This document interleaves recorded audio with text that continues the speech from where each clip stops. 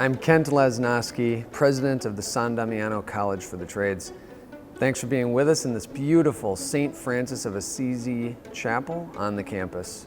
And my name is Father Augustine Puckner. I'm the prior of the Norbertine community here at Corpus Christi Priory. And we do welcome you not only to our beautiful church here, but also to this little podcast and our interview about the San Damiano College and the Norbertine community here in Springfield.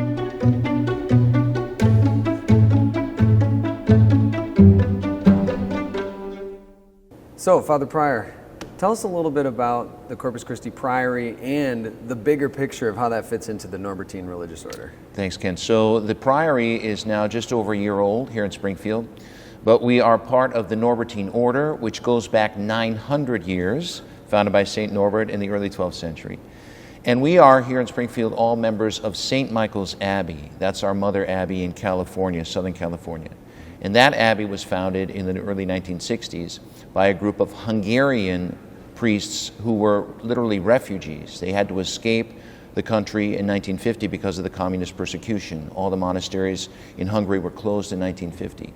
So this group of young Norbertine priests, they eventually made it to America, and they were in various places, including the Norbertine Abbey in northern Wisconsin near Green Bay. And in 1957, a group of 7 of those Hungarian priests, they gathered together in Santa Ana, California, in Orange County. And there they were teachers at Mater Dei High School, and then they founded what is now St. Michael's Abbey. So the Abbey community started with 7 refugee priests, and now we're close to 70 priests. Wow. And 40 in formation. So the community now totals over 100 members, priests and seminarians. So we've been growing very rapidly, especially since like the 1980s. Okay. So in a time when many religious orders are seeing vocations die out, the Norbertines of St. Michael's Abbey are seeing this boom. Now, you know, God in all his providence is the ultimate cause of that. He is. But what else do you attribute?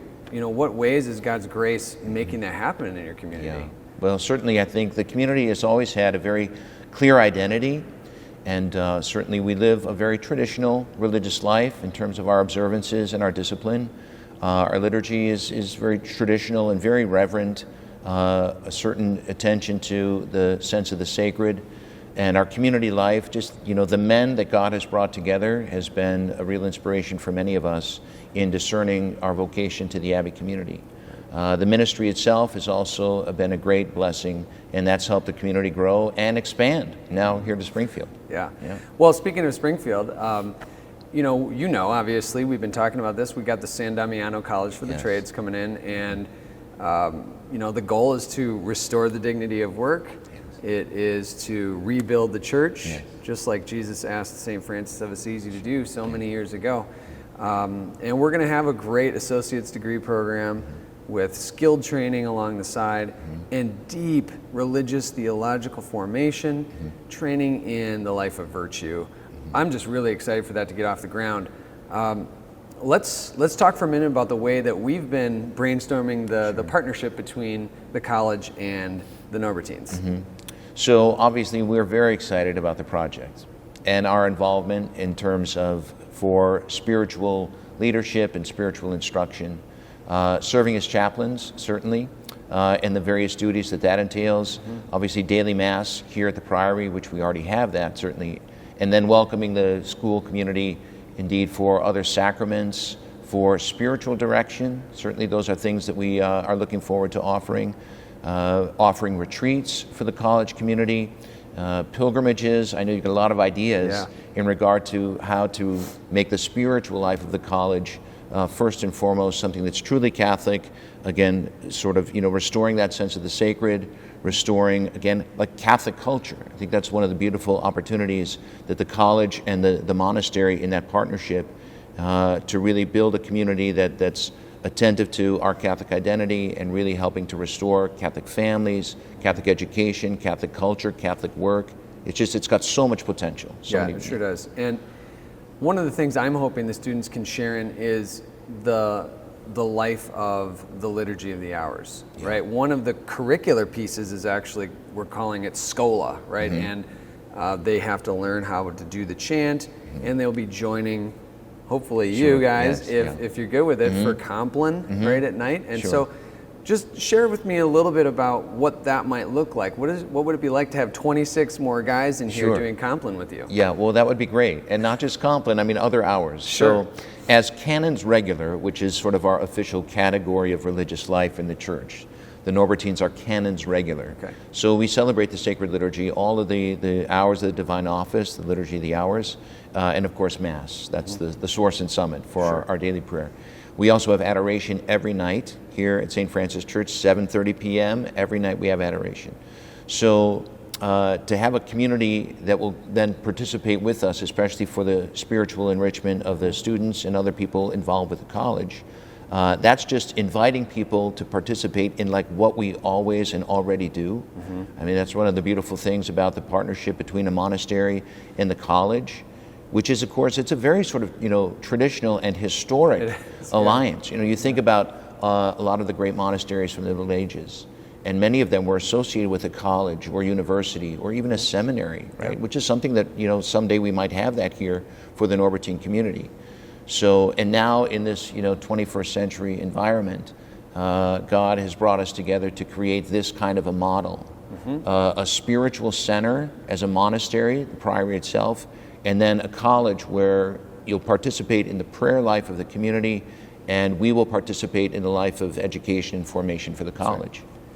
Yeah, one of the other elements that I'm looking forward to, and we need to continue brainstorming this, is faculty even, and potentially down the road we could get a Norbertine on the faculty teaching theology or humanities or whatever they have specialties in. Yeah, absolutely. Philosophy, history, I mean, there are certainly a lot of gifts that the community can bring to the classroom, not just, our role in the church and through spiritual direction, but also for, faculty, and who knows, administrative, I mean, all those possibilities we've discussed, so we'll see. I know Father Ambrose, Father Gregory, Yes. and Father Anselm, and that's just three that come to mind right Yeah. away who are great Yeah. on the vocal side. Absolutely. So it's going to be great to have them involved with teaching Schola and Latin.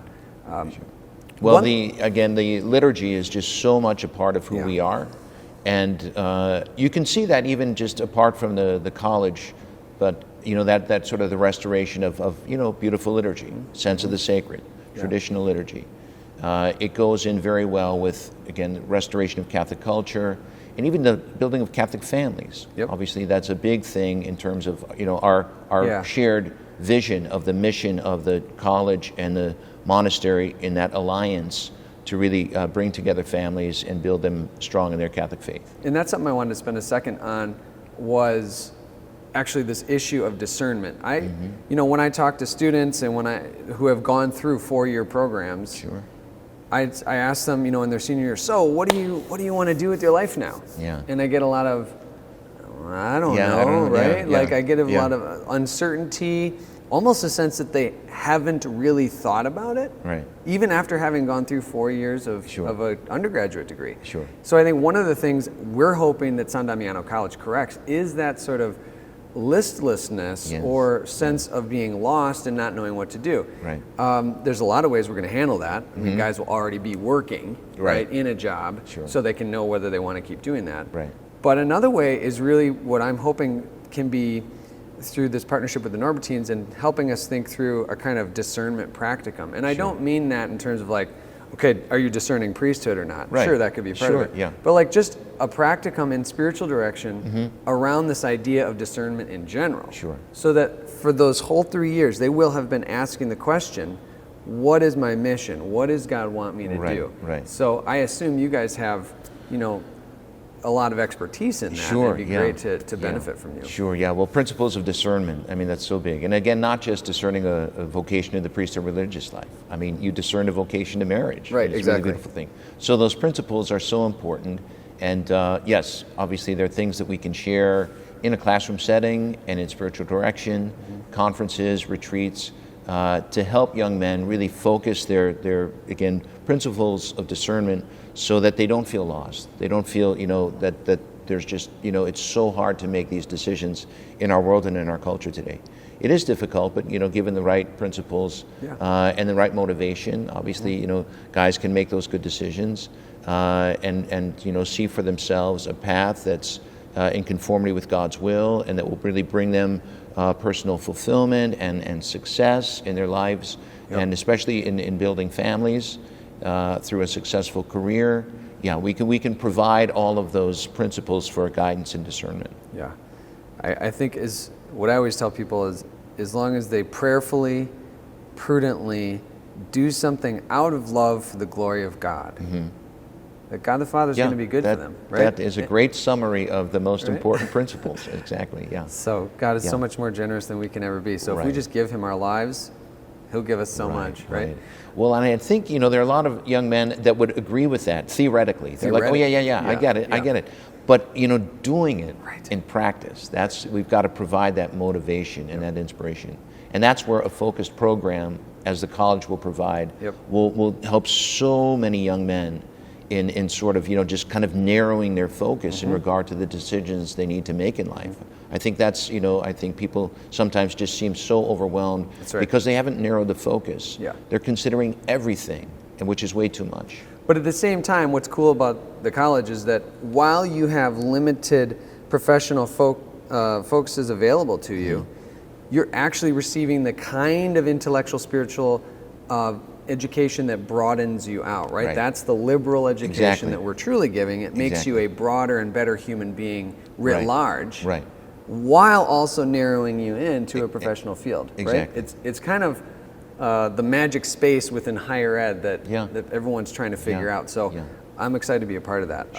Well, and of course there are wonderful Catholic institutions that provide the liberal education. Exactly. And there are, trade schools like specific, but this combines them both.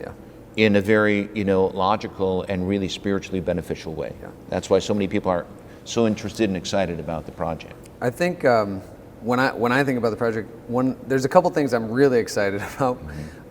There's on the student side, and there's sort of on the wider impact side. What I am looking forward to on that wider impact side is getting that first call from an employer or contractor out there who says, you know what, Kent, this is the best hire, your student, this is the best hire that we've made in the last 10 years.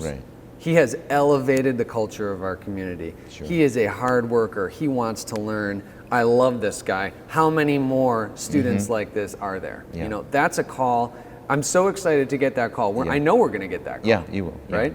And that's on the outside. On the inside, I'm excited for that student who comes at the end of that first year and just says, you know what? I wasn't sure what I was about, and I didn't know what my vocation was, but I think I've got a better sense for how to figure that out now, and I have a path forward. Right? When a student comes and says that, I'm going to know we're doing something right. For sure. So, I don't know. What comes to your mind is things that are exciting for you about this whole project? Well, I'm really excited about the fact that this is an opportunity to build a community, a real Catholic community, an intentional community, as we say. Families and students, of course, beginning with that will come together and be part of the monastery community. Right? Obviously, the Priory exists not only just for the glory of God and for sacred worship and for our life together, but we want to share that with as many people as possible. And this obviously is a tremendous opportunity for a community to be built around the Priory so that the graces and blessings that we share in our life can be offered to, again, as many people, obviously. So, and building that community, we know it'll take time, but this is the beginning. This is the start. To have people in the church, to have people, morning mass throughout the day, obviously, and then evening adoration. It will just bring so much life to the campus, so much life to the Priory, and to what we do, to be able to share our life with others. Yeah, I think for me, what I keep coming back to on that is that we're not just founding a college here, we're not just founding a Priory here, or you're not just founding a Priory, we're all founding a community. Right. And it's going to be something marvelous for the Lord. I just can't wait to see what happens. And so necessary for so many Catholics who they know what's out there. Yeah. They know what's around them, and it's hard. But that's where, again, this project is a beautiful opportunity to start to really create that. And we want to restore Catholic culture. We want to restore Catholic identity in a wider and broader sense. We want to have an influence on society. We want to do that. And building a community that is really authentically Catholic and very spiritual and has, again, this common vision. Restore the sense of the sacred, restore the dignity of marriage and family life, friendship, hard work, camaraderie, men being men, women being women, and just seeing the complementary gifts that God has provided in that regard flourish in families, in children, and community.